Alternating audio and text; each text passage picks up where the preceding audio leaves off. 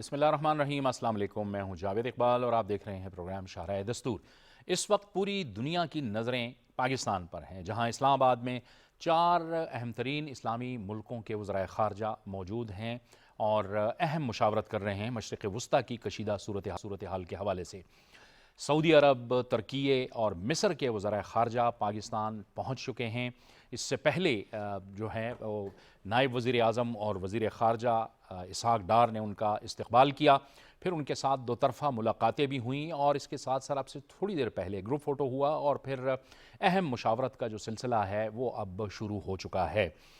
ایران کی جو جنگ ہے امریکہ اور اسرائیل کے ساتھ، اس وقت پوری دنیا کی نظریں اس جنگ پر ہیں، کیونکہ پوری دنیا یہ چاہتی ہے کہ اس خطے میں امن آئے اور پاکستان ان تمام کوششوں میں، ان تمام سفارتی جو اس وقت کوششیں جاری ہیں، اس میں پاکستان کا ایک لیڈ کردار ہے۔ عالمی برادری اور عالمی ذرائع ابلاغ پاکستان کا جو یہ کردار ہے اس کی تعریف کر رہے ہیں، اس کی تحسین کر رہے ہیں اور اس پر لکھا جا رہا ہے۔ پاکستان کے لیے ظاہر ہے کہ اس خطے میں امن قائم کرنا یا امن بہت اہمیت کا حامل ہے۔ پاکستان کے تمام جو اسلامی ممالک ہیں ان سے بھی برادرانہ تعلقات ہیں، کیونکہ ظاہر ہے ایران پر امریکہ اور اسرائیل کا جب حملہ ہو رہا ہے تو اس کے نتیجے میں ایران کی جانب سے پھر خلیجی ممالک پر بھی حملے کیے جا رہے ہیں۔ یہ ساری جو صورتحال ہے یہ انتہائی تشویشناک ہے اور پاکستان اس معاملے کی نزاکت کو اچھی طرح سمجھتا ہے کہ کس طرح سے اسرائیل اپنے شیطانی ایجنڈے کو آگے بڑھانا چاہ رہا ہے اور وہ مسلم ممالک کے درمیان ایک تفریق پیدا کرنے کی کوشش کر رہا ہے۔ پاکستان اور پاکستان سمیت یہ جو سعودی عرب ہے، ترکیے ہے، مصر ہے، یہ تمام ممالک چاہتے ہیں کہ ایسی کسی بھی سازش کو کامیاب نہ ہونے دیا جائے اور پہلی فرصت میں امریکہ اور ایران کے درمیان کوئی نہ کوئی معاہدہ کروایا جائے، کیونکہ امریکہ بھی اب یہی کہہ رہا ہے کہ وہ معاہدہ کرنا چاہ رہا ہے۔ ایران سے بھی ایسی خبریں آ رہی ہیں، کیونکہ پاکستان کی جو قیادت ہے سول اور ملٹری دونوں، وہ ایران کے ساتھ رابطے میں بھی ہے، وہ امریکہ کے ساتھ رابطے میں بھی ہے۔ گزشتہ روز ہی پاکستان کے وزیر اعظم شہباز شریف نے ایران کے صدر مسعود پزشکیان سے ٹیلی فون پر گفتگو کی۔ اس کے بعد وزیر خارجہ اسحاق ڈار نے ایرانی وزیر خارجہ عراقچی کے ساتھ تفصیل سے گفتگو کی اور اس بات پر اتفاق کا اظہار کیا گیا کہ خطے میں کشیدگی ختم ہونی چاہیے۔ تو آج کی جو یہ بیٹھک ہے اور یہ جو وزرائے خارجہ پاکستان پہنچے ہیں،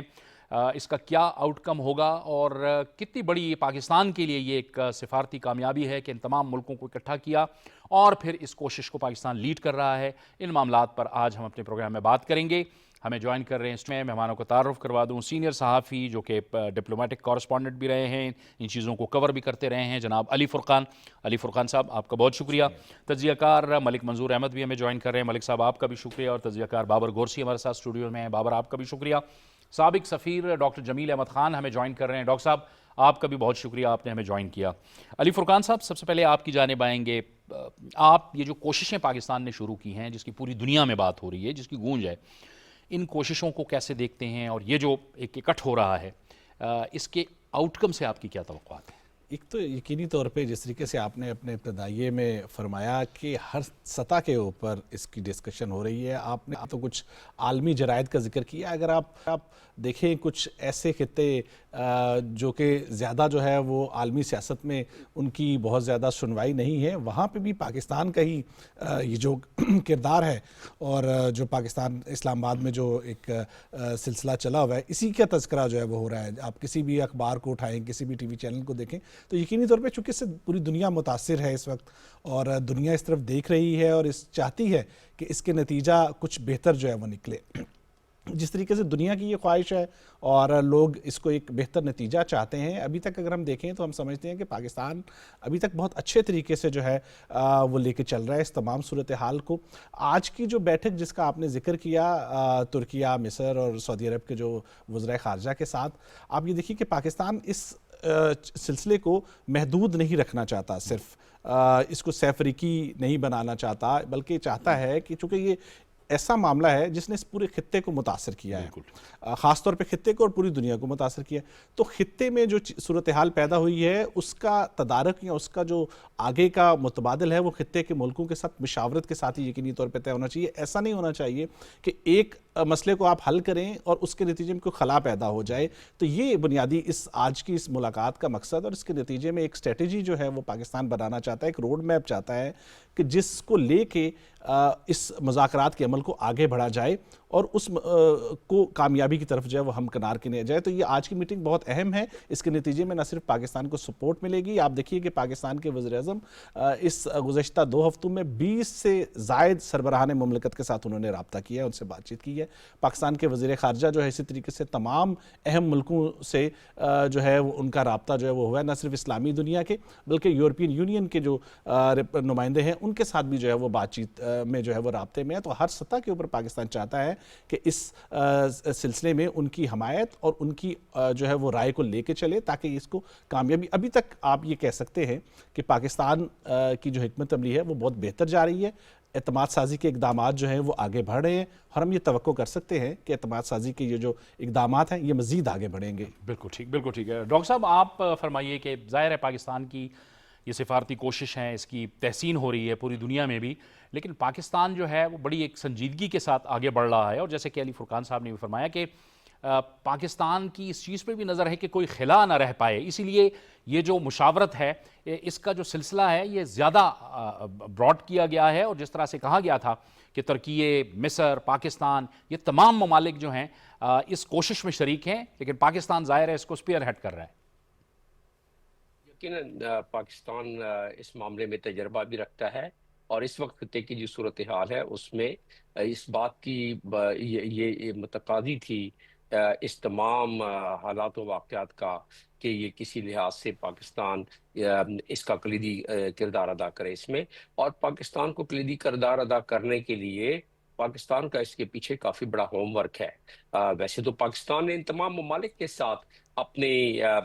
جو مراسم رکھے ہوئے ہیں، اپنی کمیونیکیشن رکھی ہوئی ہے، چاہے وہ خلیجی ممالک ہوں، ساروں کے ساتھ ہماری کمیونیکیشن، ایران ہماری کمیونیکیشن عمدہ. کل بھی دیکھے پرائم منسٹر پاکستان نے اور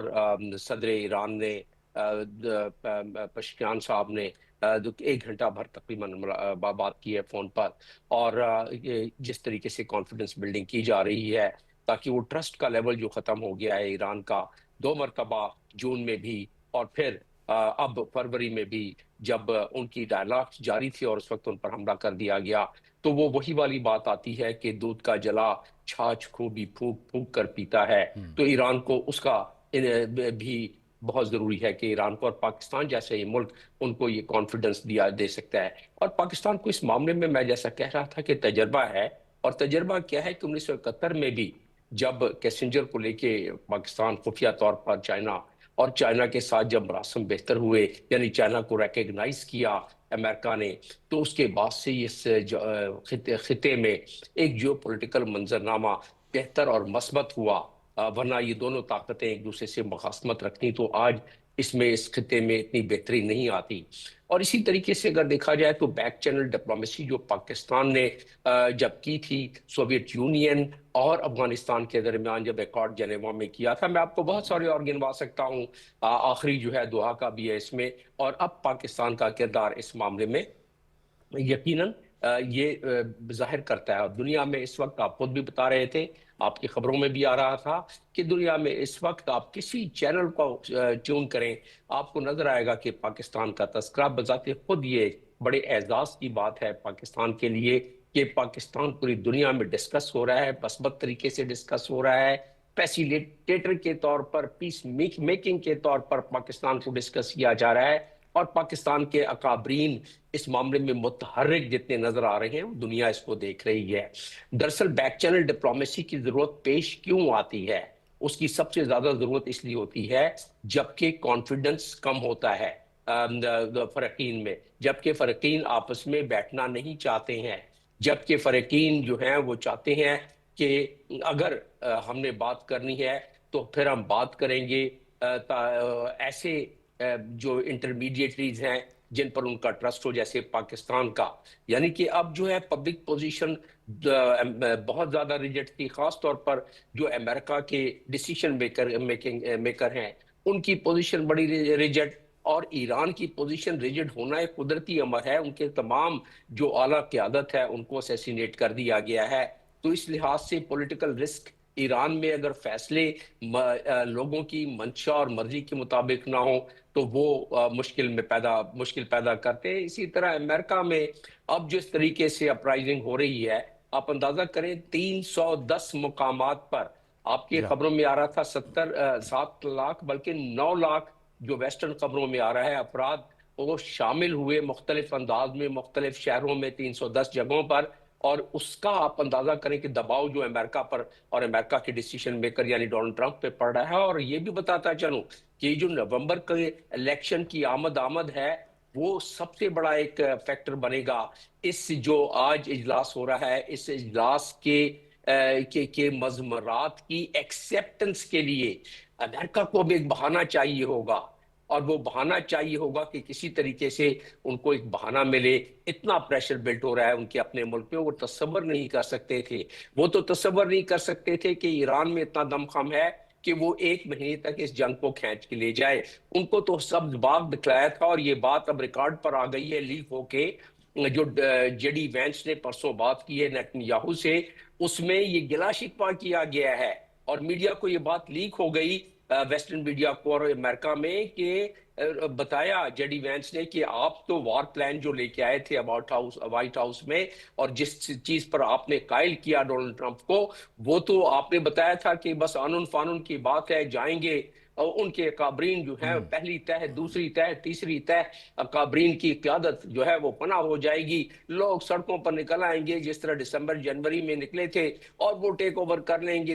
ایران کو. اللہ اللہ خیر صلاح، ہمارے مطلب کی گورنمنٹ آ جائے گی، بات ختم ہو جائے گی. یہاں تو مسئلہ پڑ گیا. مسئلہ یہ پڑ گیا کہ آئرن ڈوم جو ہے اس کو پینیٹریٹ کرتے ہوئے ایران کی میزائل پہنچ رہے ہیں. لوگ بنکروں میں اسرائیل میں 1 مہینے سے رہ کے تنگ آ گئے ہیں. دنیا کے بہت سارے ممالک میں لوگ باہر سڑکوں پہ نکلے ہیں، اور تو اور اسرائیل میں لوگ سڑکوں پہ نکلے ہیں جن پر کہ پولیس نے کریک ڈاؤن کیا ہے. تو یہ تمام چیزوں کا اگر اعادہ کریں تو یہ اجلاس جو ہو رہا ہے وہ ایک لحاظ سے اس پریشر کی وجہ سے اسرائیل تو خیر وہ معاملہ دوسرا بن جاتا ہے. صہیونی جو ماسٹر پلان ہے اس میں تو گریٹر اسرائیل بھی آ جاتا ہے. اس بات پر بعد میں ٹچ کروں گا. لیکن امریکہ کی پریشر کی وجہ سے امید نظر آ رہی ہے کہ ڈونلڈ ٹرمپ کو اس وقت ایک فیس سیونگ چاہیے، اور اس کا وہ اندیا دے چکے ہیں کہ ہم تو جنگ جیت چکے. 95% ایرانین جو ہے ان کے تمام ڈیفنس کیپیبلٹی کو ہم نے ختم کر دیا. ایرانین جو ہے وہ تو اب اس کے قابل بھی نہیں رہے. تو ان کے پاس بڑا اچھا گراؤنڈ بن گیا ہے. جو 15 پوائنٹ دیے ہیں امریکہ نے، اس میں سے کوئی اتنی اس میں خفگی کی بات نہیں ہونی چاہیے، کیونکہ اس اجلاس کے بعد آپ دیکھیں گے کہ اس میں بھی کچھ نرمی آئے گی، کیونکہ تقریباً اس میں سے 7-8 پوائنٹ تو تقریباً ایک ہی بات کر رہے ہیں. جی ہاں بالکل، آپ درست کہہ رہے ہیں. ڈاکٹر صاحب میں آتا ہوں آپ کی طرف بھی. بات یہی ہے کہ انیشلی ملک صاحب جب مذاکرات کی بات آتی ہے تو دونوں طرف سے مطالبات دیے جاتے ہیں، لیکن پھر اس میں ظاہر ہے پھر لیدے ہوتی ہے اور معاملہ جو ہے بڑھ جاتا ہے. جس طرح سے بڑے پیمانے پر پاکستان نے اس ایفرٹ کو شروع کیا ہے، ایسا لگتا ہے کہ انشاءاللہ معاملہ جو ہے وہ بہتری کی جانب ہی جائے گا. جی جوید صاحب بہت شکریہ. دیکھیں مشرق وسطی جو اس وقت شدید ترین بحرانی قویت سے دوچار ہے، جو کشیدگی ہے وہ نقطہ عروج پر ہے. ایسی غیر معمولی صورتحال میں پاکستان کا بطور میڈیٹر جو اس کی سیاسی اور سفارتی کاوش ہے اس کو نہ صرف علاقائی بلکہ بین الاقوامی سطح پر خراج تحسین پیش کر رہے ہیں، اور پاکستان کی جو کوشش ہے وہ نتیجہ خیز ثابت ہو رہی ہے. دیکھیں وفاقی دارالحکومت اسلام آباد جو ہے وہ سفارتی سرگرمیوں کا محور و مرکز ہے، اور یہ بات بھی خوشایند ہے کہ پاکستان نے صرف اپنے آپ کو بیانات تک محدود نہیں رکھا ہے بلکہ پریکٹیکلی فعال اور بڑی متحرک سفارت کاری، جس کا ثبوت یہ ہے کہ پاکستان نے ایک فعال، ایک ذمہ دار اور ایک قابل یقین ثالث کے طور پہ اپنے آپ کو پیش کیا. پاکستان کا شروع سے بیانیہ یہ ہے کہ جو ڈائلاگ ہے، ڈپلومیسی اور کانفیڈنس بلڈنگ میئرز ہے اس کو آگے بڑھایا جائے، اور یقیناً پاکستان کی جو کاوش سیاسی اور عسکری قیادت کی طرف شروع کی گئی ہے. مشرق وسطی کا جو بحران ہے پوری دنیا اس کی لپیٹ میں، اور اس کے معاشی جو اثرات ہیں پوری دنیا پر مرتب ہو رہے ہیں. تو اس ضمن میں پاکستان، امریکہ اور ایران، جس طرح اپنے ابتدائی ریمارکس میں کہ دونوں ممالک کو قابل قبول ہے اور دونوں ممالک کی قیادت کے ساتھ ہمارا قریبی رابطہ ہے. اس کی وجہ سے پاکستان کا عالمی تشخص بہت بہتر ہوا ہے. پوری دنیا میں ان ایفرٹس کو خراج تحسین کی نظروں سے دیکھا جا رہا ہے، اور پاکستان نے انگیج کیا بڑی ایک پرامن سفارتکاری کے ذریعے تمام سٹیک ہولڈر کو، اور جس طرح فرقان صاحب نے کہا کہ 20 سے زائد ہیڈ آف سٹیٹ سے پرائم منسٹر نے بات کی، اور ہمارے جو وزیر خارجہ ہے اور نائب وزیر اعظم اسحاق ڈار صاحب روزانہ کی بنیاد پہ وہ تمام ممالک جو اہم سٹیک ہولڈر ہیں ان کے فارن منسٹر کے ساتھ رابطے میں. تو اس لیے میں سمجھتا ہوں کہ اس وقت جو کشیدگی ہے اس کو ختم کرنے اور جنگ بندی کی راہ ہموار کرنے کے حوالے سے اور اعتماد سازی کو آگے بڑھانے کے لیے پاکستان کی جو کوششیں اور کاوشیں ہیں یقیناً وہ نتیجہ خیز ثابت ہوں گے. اور یہ جو خطہ ہے اور یہ جو پورا علاقہ ہے اس میں ایک دیکھیں بے یقینی کی صورتحال ہے، اور پوری دنیا کی جو معیشت ہے اس کی بنیادیں ہل کے رہ گئی ہیں. اس ساری صورتحال میں تمام ممالک اس سے افیکٹڈ ہیں، اور یقیناً اگر یہ آگے بڑھتا ہے تو اس کی لپیٹ میں دیگر جو خطے کے ممالک ہیں وہ بھی آ سکتے ہیں. اور پاکستان کا شروع سے ایک زبردرانہ کردار رہا ہے، اور یہ امید کرنی چاہیے کہ اس جنگ بندی کو ختم کرنے کے حوالے سے جو آگے سٹیک ہولڈر ہیں ان کے درمیان ایک بطور برج پاکستان کا جو کردار ہے وہ آگے سامنے آئے. یہ سوائے ایک ملک کے پوری دنیا میں پاکستان کی اس ایفرٹ کی تعریف ہو رہی ہے، اور کیونکہ پاکستان عملی طور پہ وہ کر رہا ہے جس کو دنیا کی ضرورت ہے. پاکستان دنیا کو تیسری عالمی جنگ سے بچا رہا ہے. پوری دنیا میں تحسین ہو رہی ہے سوائے ایک ملک بھارت کے جہاں پیٹ میں مروڑ اٹھ رہے ہیں، جہاں ماتم بچھا ہوا ہے. بالکل وہاں پہ صف ماتم ہے، اور اس کی بنیادی وجہ یہ ہے کہ پاکستان خطے میں جس طرح پہلے بھی ہم بات کرتے ہیں، دنیا کا بات کرتی ہے، جتنے اینالسٹ ہیں وہ بات کرتے ہیں، اسٹریٹجک جتنے اینالسٹ ہیں، ڈیفینس اینالسٹ ہیں وہ بات کرتے ہیں کہ پاکستان اسٹریٹجکلی اس خطے میں ایک ابھرتی ہوئی نئی طاقت ہے، اور اس نے وہ طاقت ثابت کی، اور آپ اپنے سے بڑے ملک کو شکست دینے کے بعد. تو اب جب پاکستان جو ہے وہ یہاں پہ اس خطے میں وہ رول پلے کر رہا ہے کہ جس طرح آپ دیکھیں گے، جس طرح پہلے 2 ارب لوگوں کو جو ہے جنگ سے بچایا، تو آج بھی اتنی آبادی آپ دیکھ لیں گلف کی کر لیں تو 50 کروڑ لوگوں کے درمیان جنگ ہے. تو اس کو اگر پاکستان اپنی سفارتکاری سے بچا رہا ہے تو اس کا مطلب ہے کہ پاکستان وہ کام کر رہا ہے کہ ہیومینٹی کے لیے کام کر رہا ہے، انسانیت کے لیے کام کر رہا ہے، اور اس کی واضح مثالیں آپ کے سامنے ہیں. اب تو دنیا پاکستان کو گیم چینجر کہنا شروع ہو گئی ہے کہ یہ پاکستان جو ہے گیم چینجر ہے. ایک طرف آپ دیکھ لیں کہ ایران کے ساتھ بھی ہمارے اتنے ہی اچھے تعلقات ہیں، اور اتنے ہی اچھے تعلقات ہمارے جو ہیں امریکہ کے ساتھ بھی ہیں. تو اس کو ڈپلومیسی کہتے ہیں، اس کو کہتے ہیں ٹرسٹ، اس کو کہتے ہیں کہ جو بات امریکہ سے کی جاتی ہے وہی بات جو ہے ایران سے کی جاتی ہے، اور اس کے بیچ میں کوئی ایسی بات نہیں کی جاتی کہ یہاں پہ آپ کا ٹرسٹ جو ہے وہ ختم ہو جائے. تو اس لیے پاکستان نے یہ ثابت کیا ہے، اور ثابت کرنے کے لیے انہوں نے وہ ایفرٹس کیے ہیں. آپ کے سامنے ایفرٹس آج پاکستان اسلام آباد مرکز کیوں بنا ہے؟ آج تمام کے تمام یہ وہ وزرائے خارجہ ہیں جو اپنی حیثیت سے بڑے ممالک ہیں، طاقتیں ہیں، یا اپنے آپ کو بہت بڑا ممالک سمجھتے ہیں، طاقتیں سمجھتے ہیں، فائنینشلی یہ جو ہیں بڑے اسٹرانگ کنٹریز ہیں. تو اگر آج وہ پاکستان کے پاس آئیں تو اس کا مطلب ہے کہ ایران نے بھی اور جو امریکہ ہے دونوں نے ٹرسٹ کیا ہے. اور پاکستان نے بھی یہ ثابت کیا ہے کہ جنگیں جو ہیں وہ حل نہیں ہوتی، ہمیشہ امن جو ہے وہ اس کو ترجیح دی ہے. اس کی بنیادی وجہ کیا ہے کہ پاکستان کے ساتھ آپ نے دیکھا ہے کہ بہت زیادہ آپ نے دیکھا ہے کہ دہشت گردی ہوئی، پاکستان حالت جنگ میں رہا، بڑی مشکل سے آگے پاکستان نے ان تمام چیزوں کو ختم کیا. تو پاکستان کو اس کا احساس ہے، انسانیت کا احساس ہے، لوگوں کا احساس ہے، اور اس کے ساتھ ساتھ آپ دیکھیں اگر یہ جنگ بند ہو جاتی ہے تو اس کے بعد کتنی زیادہ آپ دیکھیں گے کہ اس خطے میں جو بے چینی کی صورتحال ہے وہ یکسر تبدیل ہوگی. کیونکہ اب یہ جو خطہ ہے اس کا سارا جو اکنامک ہب ہے وہ یہ خطہ ہے. کیونکہ آبنائے حمز اگر ہرمز بند ہو رہی ہے تو ساری اکانومی جو ہے اس کے ارد گرد جو ہے گھوم رہی ہے. یہ تمام چیزیں جو ہیں آپ نے روز مرہ کی چیزیں، آپ نے کھاد، آپ نے اسی طرح زراعت سے ریلیٹڈ، ٹیکنالوجی سے ریلیٹڈ تمام چیزیں جو ہیں وہ یہاں سے آئیں گی. اور یہ جو خطہ ہے یہ 4 ارب کا خطہ ہے. تو 4 ارب کے خطے کو جو آبنائے ہرمز جو ہے وہ نہ صرف سپورٹ کرتی ہے بلکہ تمام چیزیں یہاں سے جاتی ہیں. تو آج پاکستان کی سفارتکاری، جس طرح آپ نے کہا کہ وال اسٹریٹ جرنل نے بھی لکھا ہے کہ ایک طرف آپ دیکھ لیں کہ 2001 کی بات ہے اور آج 2026 کچھ عرصہ پہلے، ابھی ہم جو پروگرام شروع ہونے سے پہلے وہ آرٹیکل پہ نظر پڑی اور میں ڈسکس کر رہا تھا. آپ نے درست نشاندہی کی علی فرقان صاحب کہ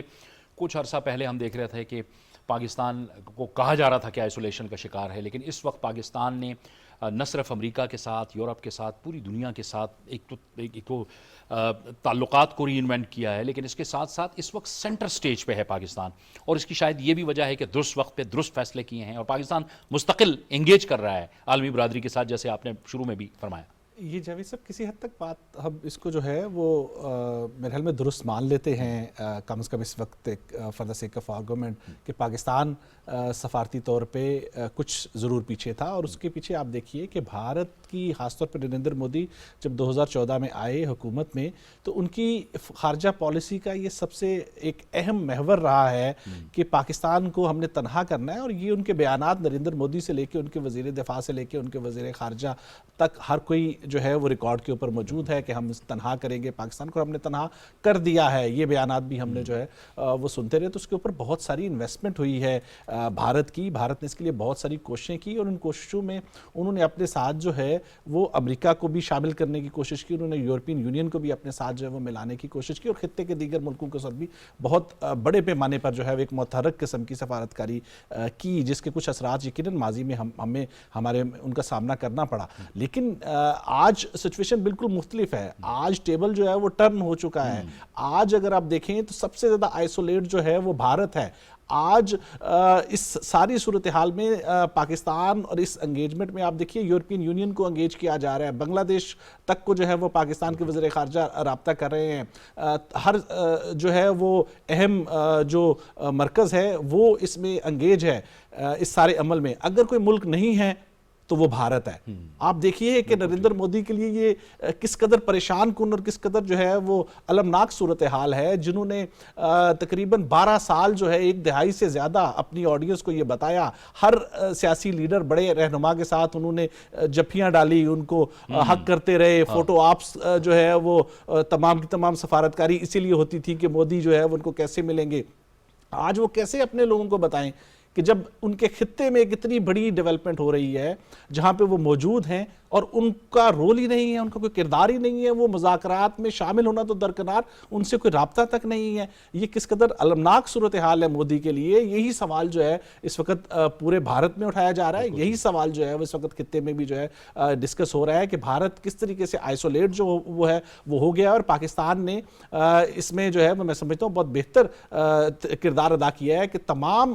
جو ہے وہ اہم جو ملک ہیں ان کے ساتھ جو ہے وہ سفارتکاری کے لیے رابطے جو ہے وہ کیے جا رہے ہیں، ان کو آن بورڈ لیا جا رہا ہے، اور بھارت کو یہ تنہائی جو ہے وہ یقیناً بہت زیادہ جو ہے وہ تکلیف پہنچا رہی ہے، اور اسی کا نتیجہ ہے کہ جے شنکر نے وہ غیر مناسب الفاظ استعمال کیے جس سے ان کو خود سے تنقید کا نشانہ کرنا پڑ گیا، اور آج ان سے سوال ہو رہا ہے، یہ نریندر مودی سے سوال ہو رہا ہے کہ آپ پاکستان کی سفارتکاری پہ تو سوال اٹھا رہے ہیں، جب آپ یوکرین کی سفارتکاری کے لیے جہاز لے کے جا رہے تھے تو اس وقت وہ کیا تھا؟ اس کا سوال جو ہے وہ جس کا جواب جو ہے وہ نہ نریندر مودی کے پاس ہے نہ جے شنکر کے پاس۔ بالکل صحیح ہے ڈاکٹر صاحب، ظاہر ہے اس وقت جو صورتحال ہے وہ سفارتکاری کے حوالے سے وہ پاکستان کے حق میں ہے۔ خود بھارت کے اندر جو تجزیہ کار ہیں، جو سین وائسز ہیں، وہ یہ آواز اٹھا رہی ہیں کہ بیلنس آف پاور وہ تو شفٹ ہو چکا ہے پاکستان کی طرف، وہ دفاعی لحاظ سے بھی اور سفارتی لحاظ سے بھی، اور بھارت کہیں بھی نظر نہیں آ رہا، اور یہ بھارت کے لیے ایک بہت بڑی فرسٹریشن بنی ہوئی ہے یہ بات۔ یقیناً دیکھیں، میں 2-3 سیدھا پوائنٹ سامنے رکھ دوں۔ بھارت یقیناً اس کے جس طریقے سے اس علاقے کا چودھری بنایا گیا تھا بھارت کو، اور حقیقتاً دیکھا جائے تو تقریباً 7 کے قریب بھارت کے جو ایگریمنٹس ہیں امریکہ کے ساتھ، اس سے یہی تاثر، نہ صرف تاثر ملتا ہے لیکن اس سے یہی ایک پورے خطے میں جو مضمرات اس کے سامنے آ رہے تھے کہ بھارت ان کا ایک یقیناً بہت قوی قسم کا پارٹنر ہے، اور اب بھی ہے، ختم نہیں ہوا ہے، لیکن ان کے اس پہ سے توجہ امریکہ کی کم ہو کر اس سے بڑے معاملے پر امریکہ کی توجہ آ گئی ہے، اور وہ ہے خلیجی ممالک ایران اور اسرائیل، اور اس ایکویشن میں، اس کیلکولس میں پاکستان کی ضرورت پڑ گئی ہے اب، اور پاکستان نے اپنی بیک چینل ڈپلومیسی کے تحت اور پاکستان نے اپنی انگیجمنٹ جو کہ برابری کی بنیاد پر، میوچول رسپیکٹ اور میوچول انٹرسٹ کی بنیاد پر جو برقرار رکھا، اور اس کی اڑان جو سب سے زیادہ ابھری ہے اور بڑھی ہے وہ مارکہ حق کے دوران اور اس کے بعد بڑھی ہے، کیونکہ میں آپ کے ہی پروگراموں میں ذکر کرتا رہا ہوں کہ جب مئی کی 26 یا 27 تاریخ کو اور اپریل کی آخر میں جب جو نیشنل سیکیورٹی کمیٹی کی میٹنگز ہوئیں، اس میں جو چیزیں طے ہوئیں اس میں سے بہت سارے پوائنٹس فارن پالیسی کا حصہ بن گئی، اور آج بھی ہم جس ٹرانسپیرنسی کے ساتھ اور جس انگیجمنٹ کے ساتھ ان تمام ممالک کے ساتھ برتاؤ ہم نے رکھا ہوا ہے، ہمارا ڈپلومیٹک قدوقات اسی لیے زیادہ بڑھا ہے، اور اس ڈپلومیٹک قدوقات بڑھنے کے بعد ہم جو ہیں ایکسیپٹ کیے جا رہے ہیں۔ ضرورت پڑ رہی ہے، جیسا کہ میں پہلے تذکرہ کر رہا تھا اس سے پہلے سیگمنٹ میں، کہ اس وقت امریکہ پر جو پریشر پڑ رہا ہے اور ویسٹ پر بھی جو پریشر پڑ رہا ہے، دونوں کے لحاظ سے وہ چاہتے ہیں کہ ایسا کوئی ملک ہو، اور پاکستان پہلے بھی امریکہ کہہ چکا ہے، ڈونلڈ ٹرمپ کہہ چکے ہیں کہ پورے مڈل ایسٹ میں بیلنسنگ فیکٹر کے طور پر پاکستان ابھی ابھرا ہے اور پاکستان موجود ہے ایک قوی ملک کے طور پر۔ تو اس ایسی صورت میں انڈیا کا آپ ذکر کر رہے ہیں، انڈیا کا جو ایک لوگوں نے تاثر بنایا ہوا تھا چودھری کا کہ وہ ان کا ایک فارن پالیسی اتنی بہترین ہے کہ دنیا میں جہاں جاتے ہیں، اب جب اپنی فارن پالیسی کو نریندر مودی گورنمنٹ نے جب تقویت دی، آر ایس ایس سے وہ طاقت حاصل کر کے بی جے پی والی، اور بی جے پی کی گورنمنٹ نریندر مودی کی، تو جب کسی جگہ پہ ریڈیکلزم شامل ہو جائے، کسی جگہ پر یہ ایک زہر شامل ہو جائے فارن پالیسی میں، نفرت کا، مائنورٹی کو مارجنلائز کرنے کا، ہندوآتا نظریے کو بڑھانے کا، جس طرح اسرائیل کا گریٹر اسرائیل ہے، اسی طرح جو مودی گورنمنٹ اور بی جے پی یا آر ایس ایس کا نظریے کے مطابق اکھنڈ بھارت ہے، تو ایسے میں ایکسپوز ہونا جو بعد میں ہوتے، اچھا ہوا کہ وہ پہلے ہو گئے۔ جنگ سے 2 دن پہلے جہاز لے کے جس طریقے سے بغل گیر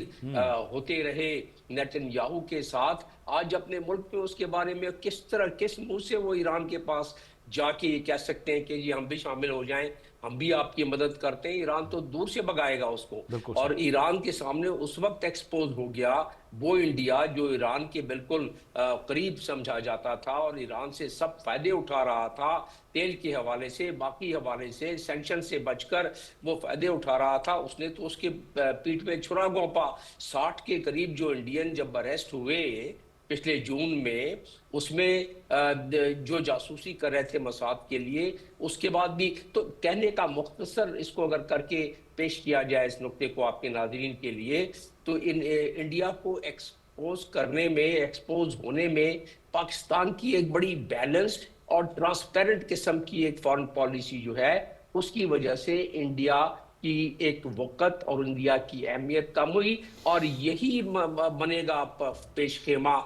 نریندر مودی اور جو آر ایس ایس سے تقویت شدہ حکومت نریندر مودی کی ہے، وہ اس کے بعد آپ دیکھیں گے کہ اس کے اثرات انڈیا میں کم ہونا شروع ہوں گے، اور وہ الیکشن بھی اب ہارنا شروع کر دیں گے، جو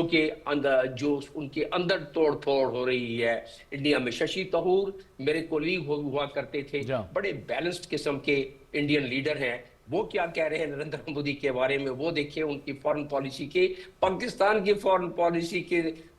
بالفاظ دیگر تعریف کر رہے ہیں۔ یو این او میں ایک بڑے کلیدی عہدے پر وہ تھے جب میں بھی وہیں تعینات تھا۔ تو ان تمام کا چیزوں کا اگر آپ اعادہ کریں تو اس سے یہی اندازہ ہوتا ہے کہ اس تمام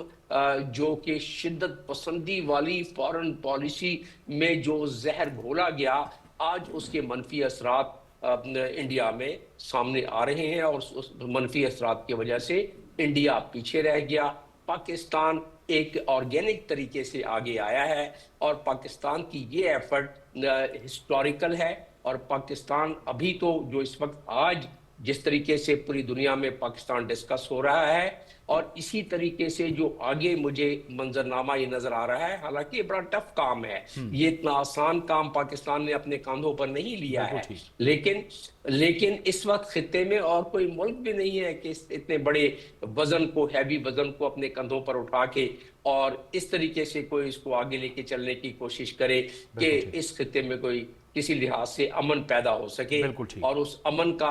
کے لحاظ سے پاکستان کی قدر و منزلت میں اضافہ یقینی۔ بالکل صحیح، اور خطے میں کوئی دوسرا ایسا ملک بھی نہیں ہے ملک صاحب جس پر اعتماد کیا جا سکے، یعنی جیسے ایران پاکستان پر اعتماد کر رہا ہے۔ جی ہاں بالکل، ڈاکٹر صاحب بالکل ٹھیک ہے، پاکستان کے بڑا ذمہ دارانہ کردار ہے، ایران بھی اور امریکہ اور بڑا بیلنس ہے۔ دیکھیے ایران ہمارا ایک ہمسایہ ملک ہے، اور ہمارا طویل کئی دہائیوں پر مشتمل جغرافیائی، مذہبی، سیاسی सोशल हमारे जो कॉन्टैक्ट्स है सफारती और सियासी मैदान में आप देख लें। और हालिया बरसों में तो दोनों ममालिक की जो क़यादत का इंट्रैक्शन है बड़ा बेमिसाल है। उनके जो हेड्स ऑफ स्टेट है पाकिस्तान के दौरे पे आ चुका, हमारी सियासी और अस्करी क़यादत मुतअद्दिद बार तेहरान का दौरा कर चुकी है। तो जब से इस जंग का आगाज़ हुआ, डे वन से पाकिस्तान की जो खामोश सफारतकारी है, पस पर्दा जो एक मुतारक सफारतकारी है, वो तो जारी थी। उसके नतीजे में आज 4 अहम ममालिक के वज़राए ख़ारजा का जो इजलास है, इस्लामाबाद वफाकी दौलत इस्लामाबाद गैर मामूली सफारती अहमियत का हामिल है। और जिस तरह आपने इब्तदाई रिमार्क्स में कहा कि पूरी दुनिया की नज़रें उस पर मरकूज़ है, क्योंकि इस गैर यकीनी और गैर मामूली सूरत हाल में पाकिस्तान की मीडिएटरी जो कोशिशें और सालसी की जो कोशिशें हैं, और बिल्कुल इन कोशिशों को दोनों फ्रीकैन का एक्सेप्ट करना और उनके एतमाद पे पूरा उतरना, मैं समझता हूँ कि ये पाकिस्तान की इंतहाई बेमिसाल, टेंजिबल और बहुत ही फ्रूटफुल एक सियासी और सफारती कामयाबी है। और यकीनन जो दीगर खित्ते के ममालिक हैं वो भी पाकिस्तान को बहुत कदर मंजर की नज़र से देख रहे हैं। तो यकीनी बात है कि ये जो मामलात आगे बढ़ेंगे और एक अमन का रास्ता निकलेगा, क्योंकि जो अदम इस्तेकाम है और जो जंग है और यूज़ ऑफ फोर्स है वो किसी मसले का हल नहीं है। तो ये जो पुरअमन सफारतकारी और क्या में अमन की जो कोशिश है, और दीगर ये है कि जो मुआशी नुकसानात उससे बचाने के हवाले से, और यकीनन जिस तरह मेरे कुलीग कह रहे हैं कि ये भारत के लिए तो बहुत एक सुबकी का मुकाम है, हजीमत का, क्योंकि दाखिली और खारजी सतह पर डिप्लोमेटिकली और पॉलिटिकली वो बुरी तरह एक्सपोज हो गए हैं। और ऐसी सूरत हाल में पाकिस्तान ने अक़वाम आलम में अपनी सफारतकारी का लोहा मनवाया, मिलिटरीली, डिप्लोमेटिकली एंड पॉलिटिकली, तमाम हवालों से। मैं समझता हूँ कि इस वक्त वो यूरोप हो, आसियान हो, मशरक़ वस्ती हो, अरब ममालिक हो, सेंट्रल एशियन स्टेट्स हो, तमाम दुनिया की जो क़यादत है, वज़राए ख़ारजा है, ये पॉलिटिकल लीडरशिप है, वो तमाम इस बात को एक्नॉलेज करते हैं कि पाकिस्तान ने तमाम तनाज़ात को हल करने के हवाले से उनमें फ़रीक नहीं बने, बल्कि बतौर सालिस शामिल हुई हैं। तो इस सालसी की कोशिशों को यकीनन तमाम जो और ममालिक की क़यादत है उनका भी इत्मीनान हासिल है, और ये सूरत हाल आगे बढ़ेगी, और आगे जंग बंदी की राह जो हमवार करने में जो किरदार है वो पाकिस्तान का मज़ीद खुल के भी सामने पाकिस्तान जो है वो चूँकि मुस्तकिल इंगेज कर रहा है खलीजी ममालिक के सरबराहों से भी, और फिर ज़ाहिर है कि गुज़श्ता रोज़ भी वज़ीर आज़म साहब की बात हुई ईरानी सदर से, फिर हमारे वज़ीर ख़ारजा की भी ईरानी वज़ीर ख़ारजा से बात हुई। एतमाद में लिया जा रहा है, सबको एतमाद में लिया। जी हाँ जावेद साहब, बिल्कुल आप देखें कि पाकिस्तान के ऊपर इस वक्त तमाम दुनिया के ममालिक जो हैं वो एतमाद कर रहे हैं, सिवाय इंडिया के, इसराइल के और अफ़गानिस्तान के। ये 3 ट्राइका है, इसके अलावा पूरी दुनिया उनकी हमें ज़रूरत भी नहीं, अभी ज़रूरत ही नहीं, इसलिए हम उनको हमें ज़रूरत, मैं एक बात इसलिए कह रहा हूँ जो हमारे दुश्मन है, तो हम दुश्मनों के साथ तो ज़ाहिर है एतमाद की ज़रूरत नहीं है। तो अब अगर ये आप देखें कि 200 कुछ ममालिक हैं, उसमें से आप देखें कि 200 के करीब अगर पाकिस्तान पे एतमाद करते हैं, और पाकिस्तान को एक कह रहे हैं कि एक ऐसा मुल्क है जिसने अमन के लिए काम कर रहा है, तो अगर हम आज ये सालसी कर रहे हैं तो इसका मतलब ये है कि हमारे में इतनी पोटेंशियल थी, क्योंकि तमाम फ्रीकैन जिस तरह हैं, इसके अलावा जो मेजर फ्रीकैन हैं आप देखें ईरान और अमेरिका, इसके अलावा भी आप देखिए कि खित्ते के दूसरे जो स्टेक होल्डर हैं, जिस तरह के रशिया है, चाइना है, इसी तरह दूसरे जो ममालिक है, यूरोपियन यूनियन है, आप देखिए कि यूके है, जर्मनी है, वो भी पाकिस्तान के ऊपर एतमाद कर रहे हैं। वो भी कह रहे हैं कि पाकिस्तान जो काम करने जा रहा है वो ऐसा काम है कि दूसरे ममालिक कर नहीं पा रहे, उनमें इतनी कैपेसिटी नहीं थी। अभी आप देखें कि अगर कोई दूसरे ममालिक आते तो उसमें ना ईरान ने उनके ऊपर ट्रस्ट करना था, ना अमेरिका ने ट्रस्ट करना था। अब आप देखें कि पाकिस्तान के पास कोई ना कोई ऐसी चीज़ है, इनके पास ऐसी कि आज प्रेसिडेंट ट्रंप भी उनके ऊपर एतबार कर रहे हैं, आज ईरान भी एतबार कर रहा है, आज गल्फ स्टेट जितनी भी हैं, जीसीसी कंट्रीज़ हैं, वो भी कर रहे हैं। इसके साथ central Asian states, Azerbaijan, Türkiye, मिस्र, कौन सा मुल्क आप नाम लें कि उनके ऊपर एतमाद नहीं कर रहा है। और उसकी बुनियादी वजह यह है कि पाकिस्तान ने हमेशा अमन के लिए काम और किया। वही जो आप शुरू में अर्ज कर रहे थे कि दुरुस्त वक्त में अली फुरकान साहब दुरुस्त फैसले पाकिस्तान ने किए। फिर अभी जिसका जिक्र भी हुआ, डॉक्टर साहब ने भी उसका जिक्र किया कि अमेरिका के अंदर भी खुद एहतजाज शुरू हो गए। इसराइल के अंदर सूरत हाल ये है कि उनके आर्मी चीफ ने कहा कि हमारे पास जो है वो फ़ौज की कमी हो गई है, रिजर्व्स हमारे अब लड़ने के काबिल नहीं रहे, हमें मज़ीद फ़ौज की ज़रूरत है। उनके एक शहर के मेयर जो हैं वो चीख रहे हैं कि हमें छोड़ दिया गया है, मिसाइलों के सामने, बमों के सामने छोड़ दिया गया है, और हमारा कोई पूछ नहीं रहा, अपनी हुकूमत हमारी कोई पूछ ही नहीं रही। ये सारी चीज़ें जो हैं ये एक दबाव तो क्रिएट कर रही हैं। यकीनी तौर पे जावेद साहब, दबाव जो है वो बढ़ रहा है, और हर गुज़रते दिन के साथ जो है उसमें इजाफा हो रहा है। 2 आपने मिसालें सामने रखी, ये जो अमेरिका में एहतजाज हैं, ये जब से प्रेसिडेंट ट्रंप आए हैं ये दूसरे बड़े एहतजाज हैं जो इतनी बड़ी तादाद में और इस बड़े स्केल के ऊपर जो है वो हुए हैं। आप उसके एक मिसाल मैं आपके सामने रखूं कि इस वक्त दबाव की सूरत हाल ये है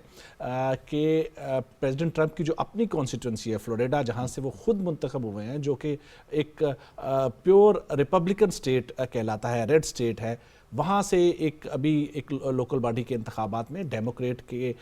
جو رہنما تھے ان کے امیدوار وہ بہت زیادہ لیڈ سے جیتے ہیں، جو کہ تصور میں نہیں ہوتا۔ یہ آپ بالکل ایسے ہی ہے کہ آپ سمجھیں کہ لاڑکانہ سے پیپلز پارٹی ہار جائے، پریزیڈنٹ ٹرمپ کی کانسٹیٹوئنسی سے ڈیموکریٹ کا جتنا، تو اس قسم کے وہاں پہ حالات جو ہے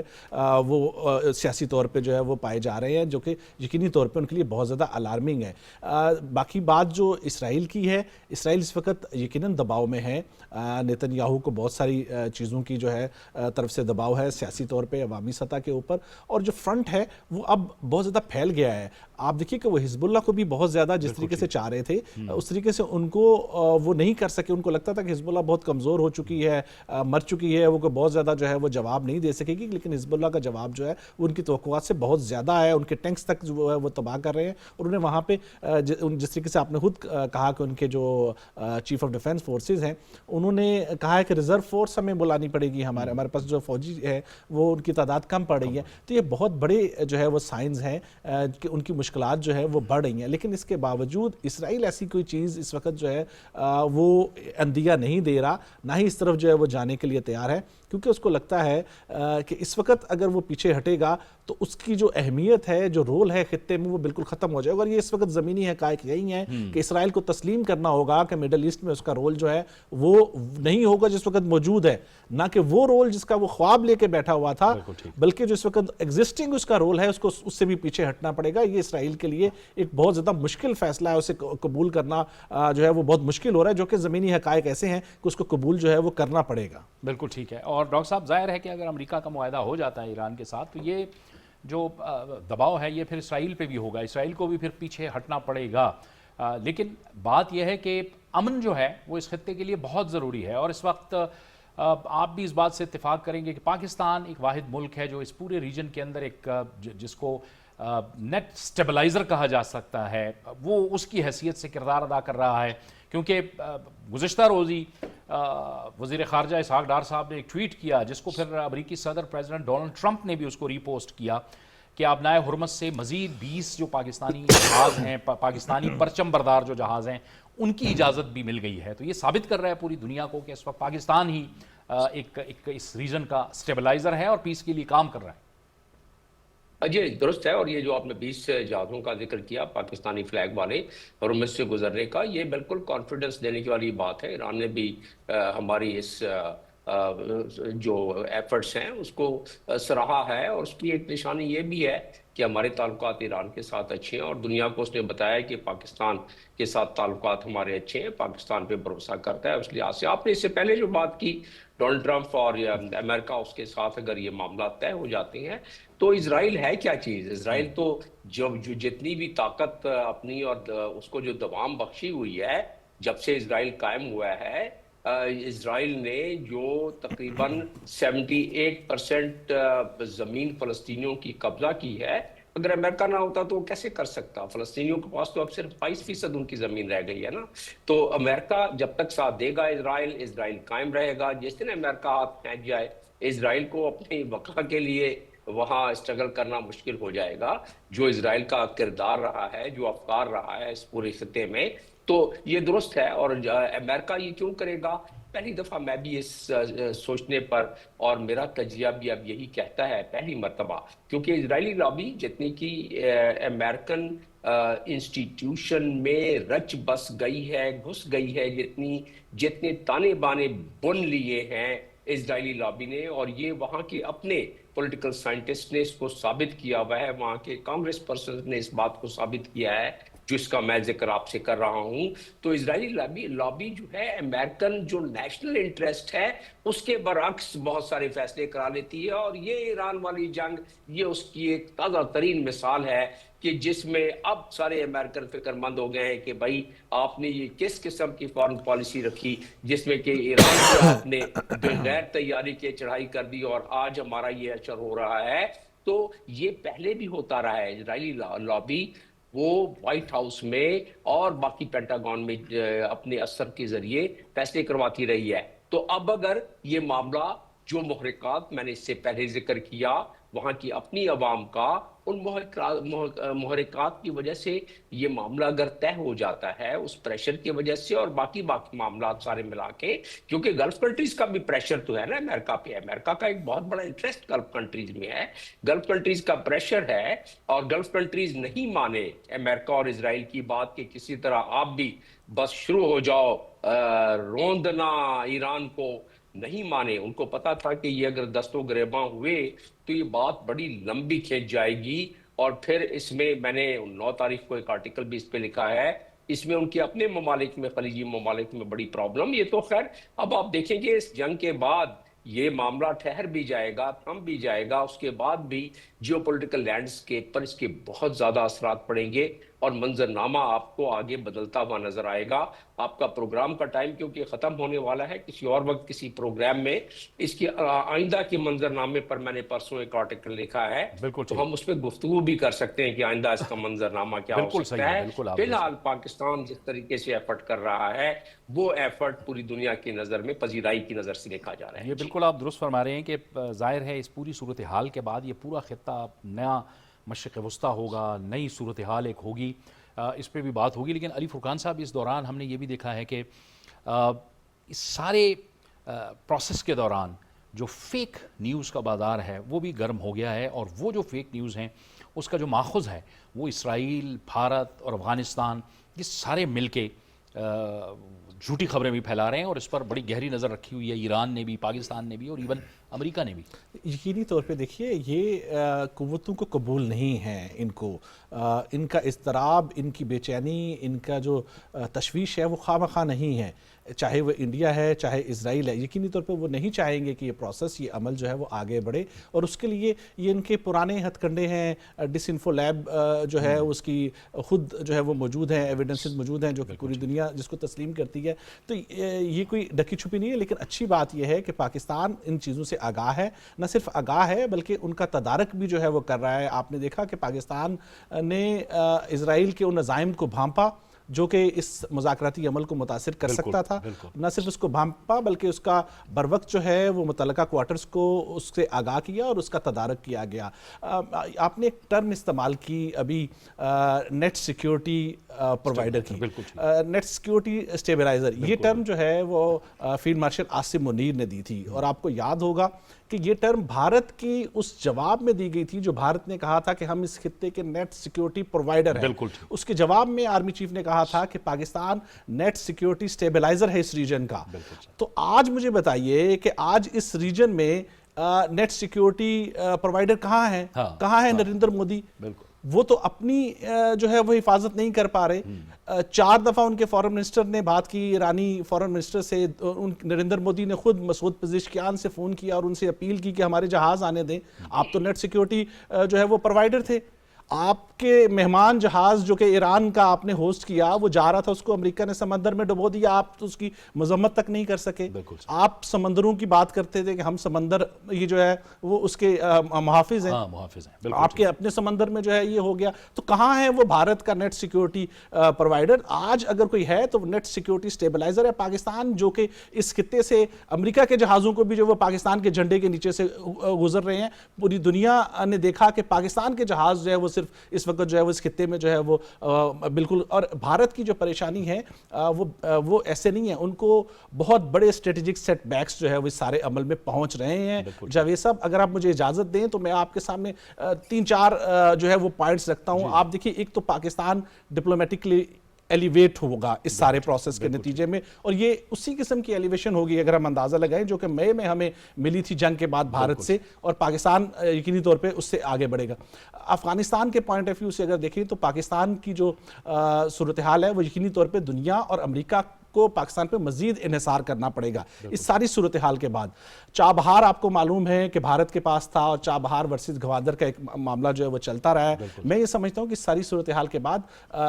ایران جو ہے وہ پاکستان کی طرف دیکھے گا اور چابہار اور گوادر کا ایک سسٹر پورٹس کا معاہدہ پہلے سے موجود ہے. اگر آپ کشمیر کی بات کر لیں تو کشمیر کے معاملے کو بھی میں سمجھتا ہوں اس ساری صورتحال کے بعد پاکستان جو ہے وہ دنیا کے جنڈے پہ لائے گا. اور جس طریقے سے پریزیڈنٹ ٹرمپ نے غزہ میں کچھ صورتحال میں کی اور باقی جگہوں پہ اب دنیا امن کی طرف جو ہے وہ چیزیں بڑھ رہی ہیں, تو کشمیر بھی جو ہے وہ اس سارے صورتحال میں آئے گا. آخری پوائنٹ سی پیک جو ہے وہ بہت اہم ہے, آپ کو معلوم ہے پاکستان کے لیے, اور ایران جو ہے اس کے پاس یہ پروپوزل موجود ہے. میں سمجھتا ہوں اس ساری صورتحال کے بعد ایران سی پیک کا حصہ بنے گا, جو کہ بھارت کے لیے کسی صورت بھی قبول نہیں, اور اس کے لیے بہت بڑا جو ہے وہ دھچکا ثابت ہوگا. بالکل, اور تبھی جو ہے نا پریشانی ہے بھارت کے اندر. جو آپ نے جو فیک نیوز کی بات کی نا, یہ تو دنیا کرتی ہے. میرے ساتھ خود یہ ہے, میرا آپ نے دیکھا ہے کہ واٹس ایپ ہیک ہوا اور اس کے لوگوں سے پیسے مانگے جا رہے ہیں, تو بھارت بھی اسی طرح کے ہتھ کنڈے جو ہے استعمال کرتا ہے. لیکن کھوکھلے نعروں سے اب نے دنیا کو پتہ چل گیا ہے کہ عمل جو ہے وہ پریکٹیکلی عمل جو ہے وہ پاکستان کا صحیح عمل جو ہے وہ پاکستان کا. ٹھیک ہے, بہت بہت شکریہ علی فرقان صاحب آپ کا, ملک منظور احمد صاحب آپ کا, بابر گورسی آپ کا بھی بہت شکریہ, اور ڈاکٹر جمیل احمد خان صاحب آپ نے ہمیں جوائن کیا, آپ کا بھی بہت بہت شکریہ. یہ تھا ہمارا آج کا پروگرام, آپ کو اجازت دیجیے, اللہ حافظ.